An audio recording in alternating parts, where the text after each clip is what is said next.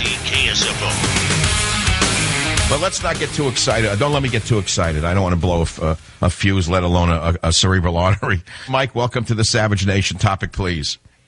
Dr. Savage, that what you just played there could have been recorded yesterday off of yesterday's show. That's just how it sounds to me. I couldn't. That's amazing. Well, I got to tell you, I could hear the younger Savage in it with slight insecurities in the beginning.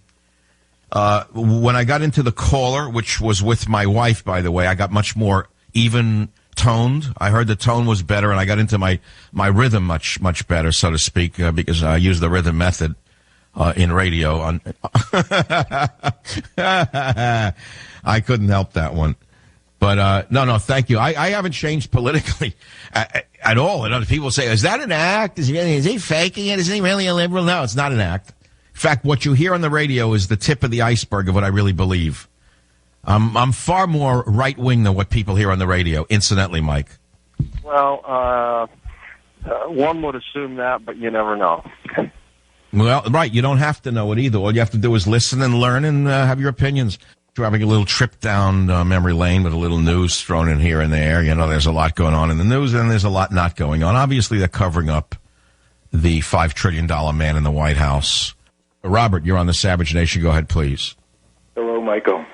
To speak with you. Well, look, to answer your question about whether or not you've changed, well, look, I'm only 29, so your intro into radio was far before my time.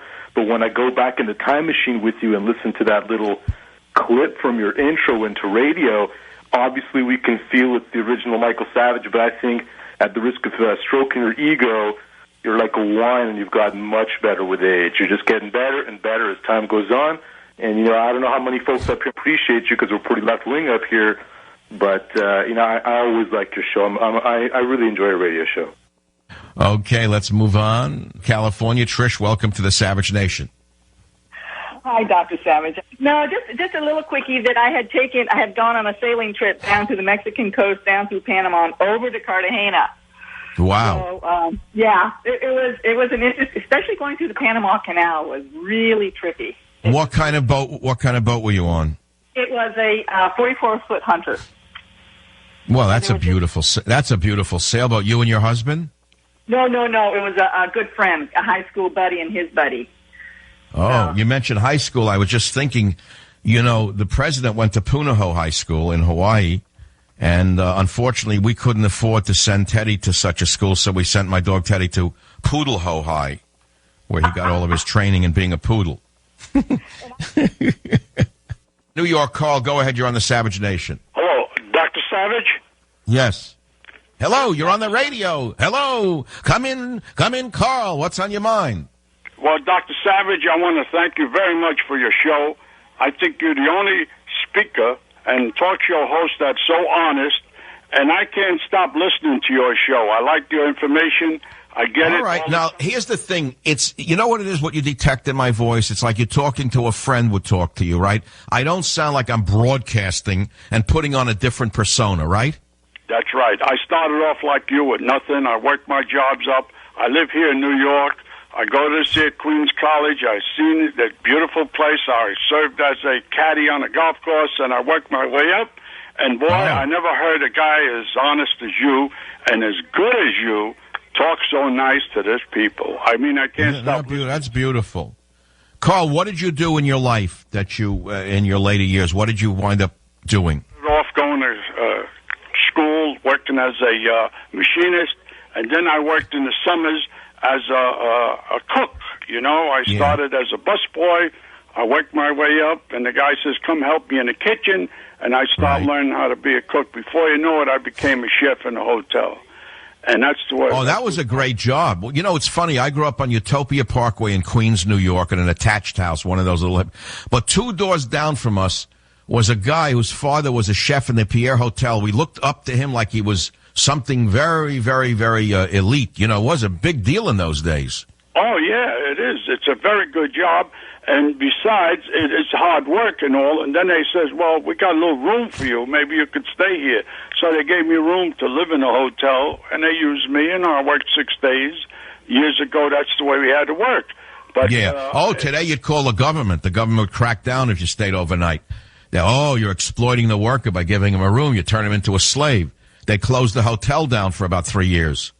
Well, yeah, but that helped me because I was able to save a few dollars. Of course, but don't tell that to an idiot from Harvard that it helped you. Of course it helped you. It's like when I was a kid and worked underage, it helped me to get my way through high school and have a few dollars in my pocket. But don't tell that to the bureaucrat who arrested the pharmacist who hired me.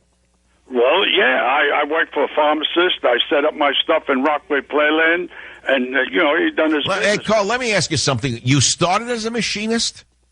I went to high school to learn how to be a machinist, But wait. Did you go to that industrial high school next to Jamaica High School? Woodrow Wilson in Baisley Park. Oh, it's a different area. All right, Carl, thanks for the kind compliments. That is nice. So here we are.